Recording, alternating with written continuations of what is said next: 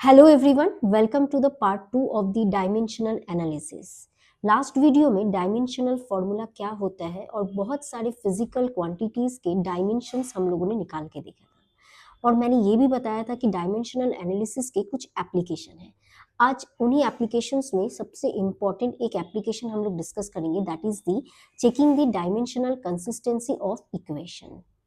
तो कैसे करना है, देखो इसके लिए सबसे पहले हम लोगों को एक प्रिंसिपल पढ़ना होगा जिसको हम लोग बोलते हैं principle of homogeneity. Principle of homogeneity क्या है?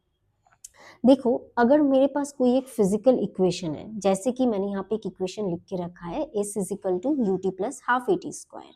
अब ये वाला जो इक्वेशन है, it will be dimensionally correct if the dimensions of all the terms occurring on both sides of the equation are the same.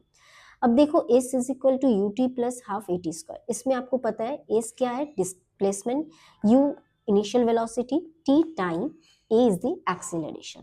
अब ये जो इक्वेशन है, इसमें लेफ्ट हैंड साइड में डिस्प्लेसमेंट है एंड राइट हैंड साइड में दो terms है। अब ये जो बोला गया है कि हर एक टर्म, दैट मीन्स ये जो टर्म है इसका जो डायमेंशन आएगा और ये वाला जो टर्म है इसका डायमेंशन इक्वल होगा, और इन दोनों का डायमेंशन और किसके साथ इक्वल होगा, लेफ्ट हैंड साइड में जो भी है उसके डायमेंशन के साथ। ये है सिंपली प्रिंसिपल ऑफ होमोजेनिटी, और यही प्रिंसिपल ऑफ होमोजेनिटी यूज करके हम लोग क्या करेंगे, कोई भी इक्वेशन डायमेंशनली करेक्ट है या नहीं ये हम लोग बताएंगे। तो देखो सबसे पहले ये इक्वेशन देखो, s is equal to u t plus half a t square. अब मैंने डायमेंशंस कैसे निकालते हैं ये तो बताया है।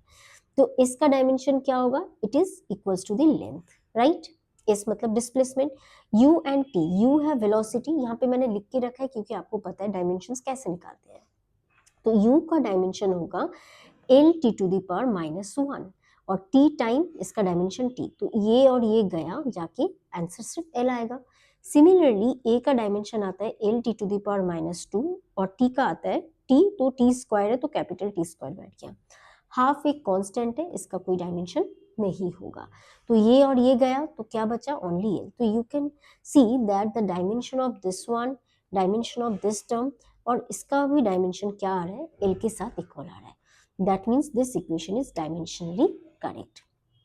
ये तो समझ में आ गया, बट एक चीज यहाँ पे और दिमाग में रखना है, क्या, यहाँ पे देखो एक लिखा हुआ है, a dimensionally correct equation need not to be equally a correct equation. कैसे, कि देखो इधर एक इक्वेशन मैंने लिख के रखा है, s is equal to u t plus half a t square, right. अब सब टर्म का डायमेंशन l आ रहा है, लेकिन क्या ये इक्वेशन सही है, no it is not correct.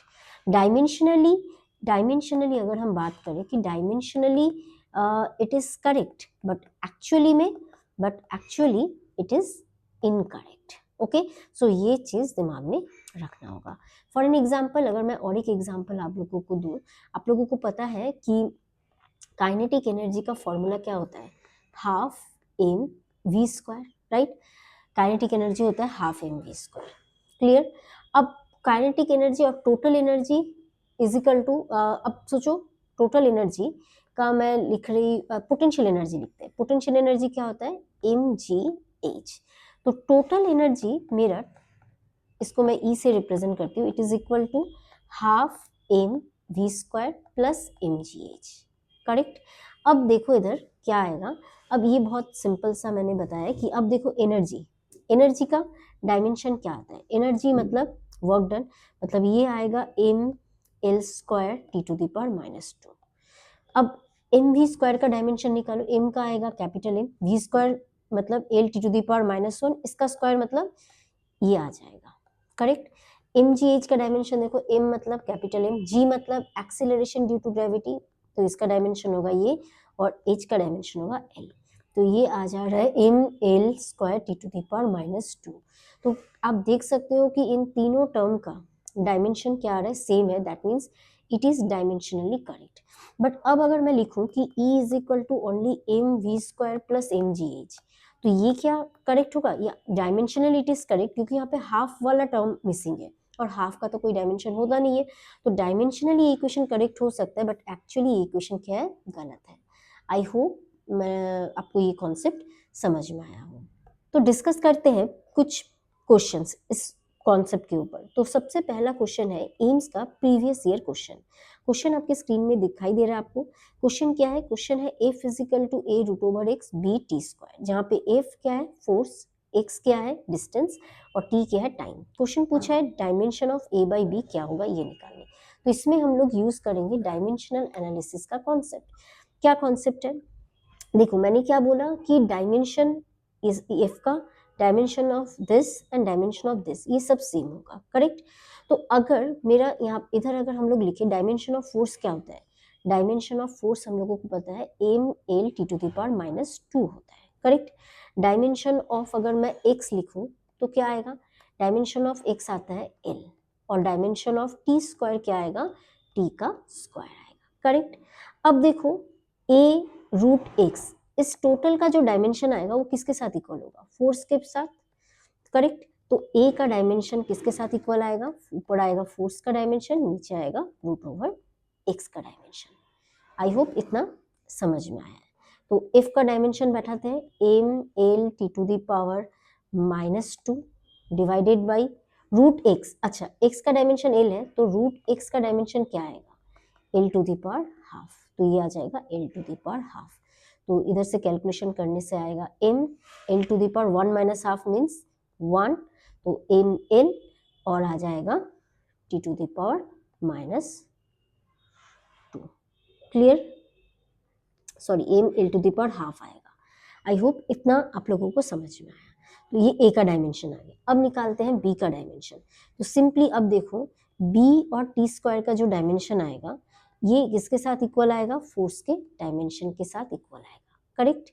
अब इसको देखो, अब बी का जो डायमेंशन आएगा वो आएगा फोर्स का dimension divided by T square का डायमेंशन। फोर्स का डायमेंशन बैठाते हैं क्या आएगा? M L T to the power minus 2, और टी स्क्वायर का आता है टी स्क्वायर। तो ये आ जाएगा आपका M L T to the power minus 4 आ गया। क्लियर? अब हम लोगों को क्या निकालना है? We have to calculate a by b. So a by b अगर निकालना है तो सिंपली ए बैठा दो यहाँ पे। तो ए कितना आएगा? ए आएगा हम लोगों का M L half T to the power minus 2, और ये आ जाएगा आपका M L T to the power minus 4। Calculation करते हैं, एम और एम कट गया तो L to the power half minus 1 मतलब माइनस हाफ, और ये आ जाएगा T to the power square. तो ये आ गया आपका final answer. So what is the answer? Answer आप लिख सकते हो यहाँ पे L to the power minus half T to the power square. This is the correct answer. I hope आप लोगों को ये समझ में आया होगा। तो चलो अब नेक्स्ट क्वेश्चन की तरफ बढ़ते हैं। मैं इसको इरेज कर देती हूँ ताकि हम लोगों को थोड़ा सा स्पेस मिल जाए नेक्स्ट क्वेश्चन को सॉल्व करने के लिए। तो नेक्स्ट क्वेश्चन देखो, क्वेश्चन आपके सामने स्क्रीन पे है। क्वेश्चन क्या है? Question number 2। क्वेश्चन नंबर 2 बोला है P is equal to a minus t square by b x. P is the pressure, T है टाइम और x है डिस्टेंस। तो वापस A और B का जो डायमेंशन आएगा उसका रेशियो निकालने बोला है। कैसे निकालेंगे? सेम प्रोसेस है, मैं वापस से समझाती हूँ ताकि कॉन्सेप्ट पूरा क्लियर हो जाए। अब देखो simply A minus t square. अब a को टी स्क्वायर के साथ हम लोग माइनस तभी कर सकते हैं जब a का डायमेंशन और टी स्क्वायर का डायमेंशन सेम आएगा, करेक्ट। वरना कोई भी टर्म, कोई भी दो चीज़ों को एडिशन और सब्ट्रैक्शन तभी कर सकते हैं जब उन दोनों का डायमेंशन सेम आता है। तो सिंपली इधर क्या होगा? Dimension of a is equal to dimension of t square, मतलब डायमेंशन ऑफ a आया टी स्क्वायर। अब b का देखते हैं। तो अब देखो b और x इज इक्वल टू क्या है? a minus t square divided by pressure, correct. अच्छा अब a माइनस टी स्क्वायर का डायमेंशन, a माइनस है बट डायमेंशन तो एक ही चीज का बैठेगा। अगर हम डायमेंशन वाइज लिखे तो dimension of b x is equal to ऊपर क्या होगा? सिंपली डायमेंशन ऑफ a और dimension of t square, right. तो ये हम लोग सिर्फ डायमेंशन ऑफ a लिख सकते हैं और नीचे आ गया डायमेंशन ऑफ प्रेशर। ये लाइन समझ में आया। नेक्स्ट है dimension of a by b निकालने बोला, तो मैं डायरेक्ट a बाई बी कर देती हूँ। तो ये आ जाएगा dimension of p and x का मल्टीप्लाई, ठीक है। ये दोनों अलग अलग डायमेंशन। p का डायमेंशन देखो, प्रेशर क्या होता है? Pressure is equal to force by area. Force का क्या होता है dimension? M L T to the power minus 2, और a का आता है a का क्या आता है? a का आता है एल स्क्वायर। तो p का डायमेंशन क्या आएगा? M L to the power minus 1 T to the power minus 2। तो इधर बैठा दो M L to the power -1, T to the power -2 और इधर x का डायमेंशन आ गया l। तो ये l और l गया, जाके हम लोगों का आया m t to the power -2। This is the correct answer, m t to the power -2। I hope ये क्वेश्चन आपको समझ में आया होगा। तो चलो अब नेक्स्ट क्वेश्चन की तरफ आगे बढ़ते हैं। मैं इसको इरेज कर देती हूँ। नेक्स्ट क्वेश्चन क्या है? नेक्स्ट क्वेश्चन है equation of wave is given by y is equal to a sine omega x by v minus k, जिधर ओमेगा क्या है एंगुलर वेलोसिटी, v क्या है लीनियर वेलोसिटी, x हम लोग का डिस्प्लेसमेंट होता है। ठीक है, इतना दिया। अब k क्या है मुझे नहीं बोला गया यहाँ पे, k का डायमेंशन निकालने बोला है। ठीक है, अब इसको कैसे सॉल्व करना है, इसके लिए एक आप कॉन्सेप्ट दिमाग में रखना, साइन थीटा या कॉस थीटा कुछ भी लिखो, ये थीटा जो होता है ये होता है हम लोग का dimensionless quantity. Correct, plane angle, ये मैंने पहले भी आप लोगों को बताया है। तो ये होता है हम लोगों का डायमेंशनलेस क्वांटिटी। अब देखो, अब आप वैसे भी सोच सकते हो इसको डायमेंशनलेस प्रूफ करके कर सकते हो, बट सीधा यहाँ पे पूछा के का डायमेंशन। के का डायमेंशन निकालना बहुत इजी है, ज़्यादा दिमाग लगाना ही नहीं पड़ेगा, क्योंकि यहाँ पे के को x बाई वी से माइनस किया है, तो x बाई वी का जो डायमेंशन आएगा के का डायमेंशन वही आएगा। तो simply we can write dimension of के is equals to dimension of x by V. So x क्या है डिस्टेंस, तो ये l आ जाएगा और ये आ जाएगा l t to the power -1। तो l और l गया, तो हम लोगों का आंसर क्या आया, ओनली आया t। तो ऑप्शन क्या है, option C is the correct answer. I hope ये आपको समझ में आया होगा। करेक्ट, और ये क्वेश्चन मैंने इसलिए दिया है, ये याद रखना, ये जो omega x by v minus k है, ये टोटल टर्म क्या होता है, ये टोटल होगा मेरा डायमेंशन लेस क्वांटिटी। ओके, हालांकि ये क्वेश्चन के सॉल्यूशन में इसका जरूरत नहीं पड़ा, बट फ्यूचर के लिए इस कॉन्सेप्ट को याद रखना।